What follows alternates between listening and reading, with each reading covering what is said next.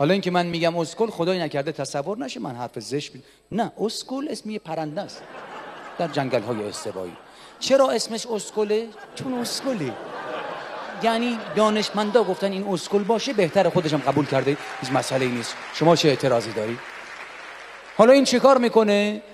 این دونه‌ش میره تو جنگل قایم میکنه، بعد یادش میره کجا، همیشه هم گشنه از خاک بر سر. اخیراً مثل این که دانشمندان علم جانورشناسی پرنده‌ای رو پیدا کردن که از اسکل هم اسکل داره به جون خود، تحت عنوان شنقول شنقیل شنقل. ببین بچهای امروزی رو، یه الف بچه هست شنقل سری در جا.